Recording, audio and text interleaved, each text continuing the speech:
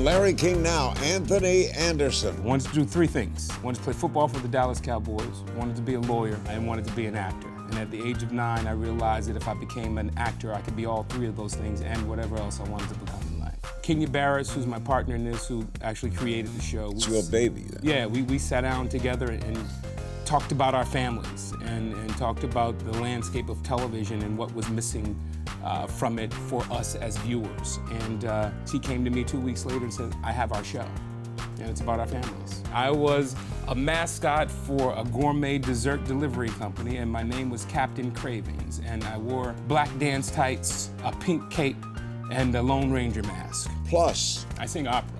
You're kidding. La donna mobile qua più malvetto muta d'argento e di pensiero. A little bit. Learned that in Compton. All next on Larry King Now.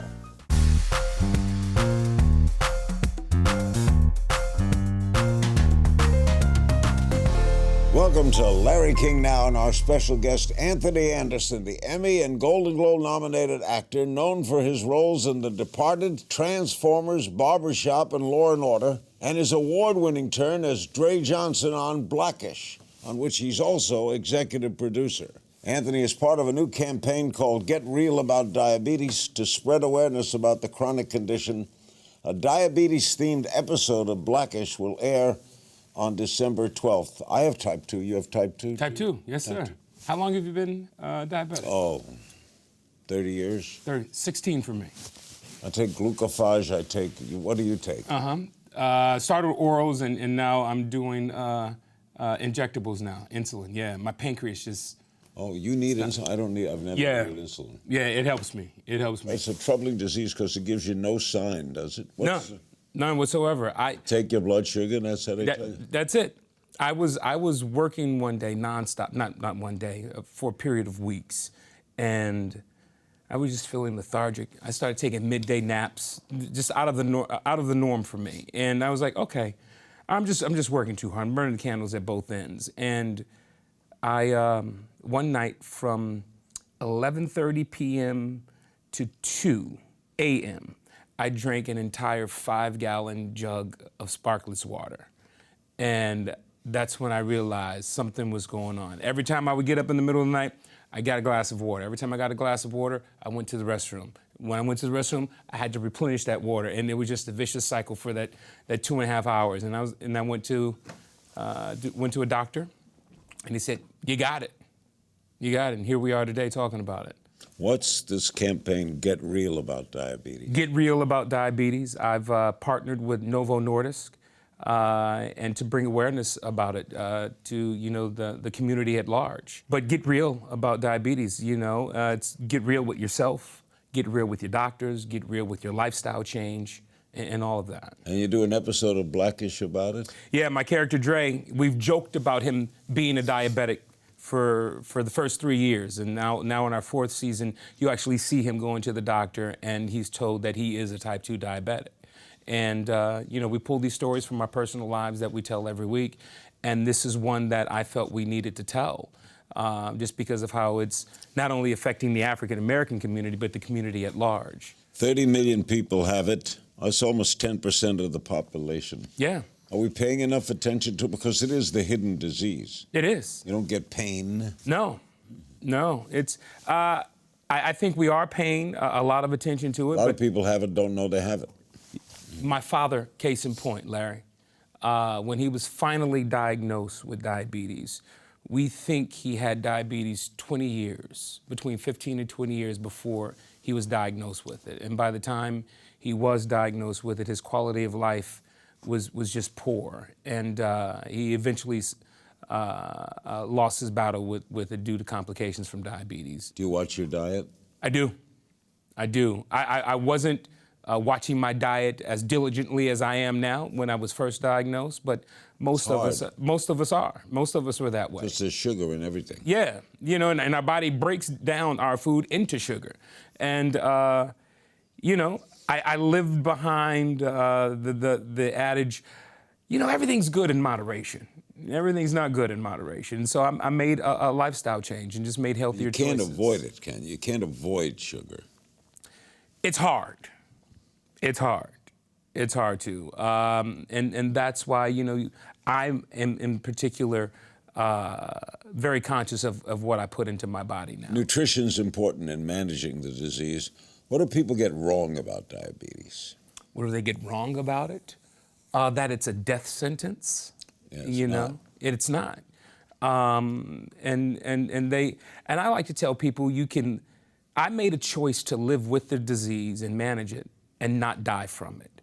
You know, and a lot of people out there, you know, are afraid to go to the doctor to get diagnosed about anything. Yeah, that's crazy. You know, we take our cars in every 3,000 miles to get the oil change and preventative maintenance for that. Why don't we go to the doctors and get preventative maintenance on ourselves? But yeah, you know, and you don't have to be afraid of this because you can manage it. You know, I've been managing mine for 16 years and I've just kicked it into overdrive.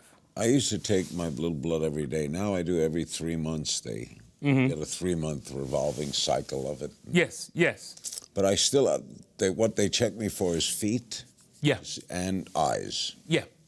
I mean, you can go blind. You can go blind. You can lose appendages. I mean, because, you know, diabetes affects the small blood vessels, and the small blood vessels are the ones that go to our eyes, you know, that go to our organs. That's why there's a lot of organ damage within the disease. You know, I don't profess to be a doctor. I just know what I know. Do you make fun of it on Blackish? We make jokes about myself, Dre, having it, but it is a serious disease that we don't make fun about, but we do make fun about myself. Yeah. It walks us through me being diagnosed with diabetes, sitting with my wife, who is a doctor, in another doctor's office, to me taking my oral meds and me pricking my finger and me giving myself a shot of insulin, which is something that, you know, we were all hesitant about as diabetics, you know, moving forward. It's like, well, no, Doc, Anthony, I'm going to have to put you on insulin. No, Doc, give me just 1 more month. Let me try to kick this in the ass myself. Our guest is Anthony Anderson. We're discussing his hit show Blackish. After the break, stay with us. We're back with Anthony Anderson, the star of Blackish. We're discussing Get Real about diabetes to spread awareness about the disease. We not only both have type 2, we both have the same doctor, Dr. Ann Peters, who is everybody. She's Dr. Diabetes. Yes, she is. Okay, Blackish. Gone from a breakout hit to a fixture on network. Why has it done so well? I think our show has done as well as it has because of the authenticity in which we tell these stories. You know, we don't try to pander to one particular audience. You know, we're very specific in the stories that we tell and the point of view that we have. And I believe that opens up the show to the masses. Is it a happy set? It's a happy set. We have too much fun to the point where even though I'm an executive producer on the show, they have to come down and, hey, Anthony, can you focus on work right now? So you were in on it from the get-go, right? You didn't have to audition. No. Kenya Barris, who's my partner in this, who actually created the show. It's your baby, then. Yeah, we sat down together and talked about our families and talked about the landscape of television and what was missing from it for us as viewers. And in sharing those stories, he came to me 2 weeks later and said, I have our show, and it's about our families. Do you give any credit to Cosby? Yeah. We took a page from his book and talked about these things in creating the show, and also now with our spinoff, Grownish. You know, we took a page from that when Lisa Bonet's character went off to college and they created a different world. So now we have Blackish and we have Grownish that's premiering in January. Wow, you're an ish person. Yeah, ish. Your co-star, Tracy Ellis Ross, said of Blackish, she was on this show, part of what we do on the show is show that the black experience is not a monolithic experience. Exactly. What's been most important for you to represent about this show? I imagine more whites watch it than blacks. It's true. It's true. I saw a statistic of that, and I was like, that's pretty amazing. But what's most important to me is that we continue to tell these stories as truthfully as we can and just be authentic to who we are. That's what's most important. You take on delicate subjects. Are you going to take on this administration? I'm pretty sure we will, and we have touched upon it. So it'd be interesting to see what our writers and what Kenya have in store. We talked about Law and Order earlier. It's not like we take stories or headlines ripped from the paper and to talk about on our show. Everything is organic. So if it fits within these characters and within these stories that we're telling, then we'll tell it. Where'd you grow up? Grew up in Compton, right here, Compton, California. Always want to act? Since I was 9 years old. Wanted to do three things. Wanted to play football for the Dallas Cowboys, wanted to be a lawyer, and wanted to be an actor. And at the age of 9, I realized that if I became an actor, I could be all three of those things and whatever else I wanted to become in life. What was your first break? My first break, In the House with LL Cool J and Debbie Allen on NBC. That was my first break, and I haven't Great girl, looked back. Debbie. Yeah, she is. She is. And I haven't looked back ever since. Once I started in this business, this has been the only job that I've had, knock on wood. Who were you in The Departed? I was the black guy in The Departed. I know the black guy. You were a cop? I was Detective, it's funny, I was Detective Brownie. In the film, and I'll never forget, we were doing a scene, Matt Damon and myself, and his character had to call me Brownie. He just called me by my name, and Matt called Scorsese over. He's like, Marty, I don't feel comfortable calling him Brownie. I was like, oh, Matt, it's my name, dog. We'll get through it. Yeah, but I was Detective Brownie, and went to the police academy with DiCaprio. We were partners there. What was it like working with Scorsese? I was great. One of the best experiences I've ever had in this industry. Well, he's a great guy. Yeah. Coming up, secret talents and strange fan encounters with Anthony Anderson. More after the break. Okay, where are we going with this, Larry? We're back with Anthony Anderson, one of my favorite people. And he stars in Blackish, and on December 12th, Blackish will have a full episode dealing with the subject of diabetes in partnership with Get Real About Diabetes. Law and Order.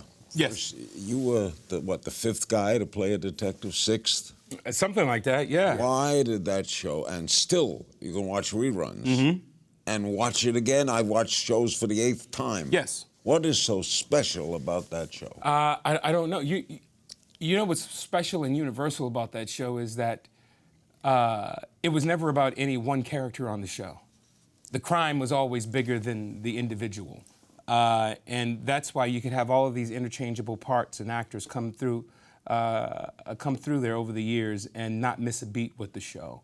And the writing was just superb. Dick Wolf put together a great staff, and you can't have a show on the air for 20 years. We tied Gunsmoke for the longest running 1-hour drama in television history at 20 years. And you can't do that without having a great writing staff. How do you make a decision as to when this guy leaves and a new guy comes in?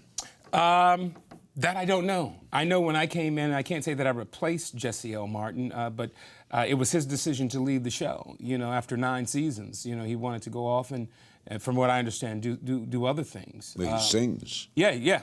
And he had a passion to do this Marvin Gaye movie that I really thought was going to happen for him. But I don't know what the decisions are. I'm glad that he made the decision to go off and do other things that opened up the door for me. Okay, are race relations improved now in Hollywood, do you think? Everything is improving. Could it get better? Yes. More roles available to actors of color? You know what? We need to have more people of color to be able to greenlight projects and give the opportunities to other minorities. Like exec produce. Yeah, exactly. For me, when I couldn't find a role for me, I went on and created something. And that's what it's always been about for me. If there's nothing being written for me, it's my responsibility to myself and my survival to write and create these characters for myself. We play a little game of If You Only Knew. Just throw some questions at you. Okay. Who was your childhood celebrity crush? My childhood celebrity crush. Wow, Janet Jackson. Secret talent. Secret talent. I have a green thumb. Oh, you're good in the garden. I'm good in the garden, yes. Guilty pleasure. Guilty pleasure. Ooh, can I say that on your show? Let me see. Vanilla bean ice cream. Weirdest job you ever had? Weirdest job I ever had. I was a mascot for a gourmet dessert delivery company, and my name was Captain Cravings. And I wore black dance tights, a pink cape, and a Lone Ranger mask to protect my identity. You're kidding. No. It's part of an acting career. Who would you trade places with for a day? Who would I trade places with for a day? I'm going to say you. Thank you. What film could you watch over and over again? Ferris Bueller's Day Off. I could watch The Departed. Yeah, I was going to say that, but I didn't want. What's great about The Departed? That was an old story, right? It was Japanese. I think. Yes. Infernal Affairs. What a great! Everybody dies. Mm-hmm. What's something you wish you were better at? Communication. Who never fails to make you laugh? My son. Last time you were starstruck? Last time I was starstruck. When I sat behind Halle Berry on a plane from LA to New York, and I stared at the back of her head for 6 hours. You didn't talk to her? Oh, I spoke to her, but after I got off the plane, but I was like, damn, the back of her head is fine. She ain't bad. No, not at all. What's something on your bucket list? Jump out of an airplane. Best compliment you ever got? Best compliment I ever got? When I see your television show, Blackish, I see my family on the screen. That's great. Mm-hmm. Strangest fan encounter? I have a woman that stalks me on Facebook, but in a good way. She has several hundred pictures of me on Facebook, and she has befriended my mother. So that's the strangest thing. So when I go to functions now, this lady that I don't know is there with my mother. That's taking it to the extreme, right? And taking it to the extreme, they're planning girl trip vacations together. Yes. Does your mother think it's strange? My mother's a strange woman, so no, she doesn't. Okay. What's something people get wrong about you? What's something that people get wrong about me? That I'm from the Midwest. Really, they think that? Yeah. What should we be paying more attention to? Each other. Tell me something people don't know about you. That I'm a classically trained vocalist. I sing opera. You're kidding. La donna mobile qua più malveto muta d'argento e di pensiero. A little bit. Learned that in Compton. Didn't know that about me, did you, Larry? No, did you ever want to sing professionally? I did, but then I'm tone deaf. I can only sing in unison. Wait a minute, you're tone deaf? I can only sing in unison. I can't sing in harmony. What do you mean? If we were supposed to sing in harmony, you supposed to sing baritone, I sing tenor, I would try to sing baritone. So it would go, woo! Wait, what about solo? Oh, solo, I'm the man.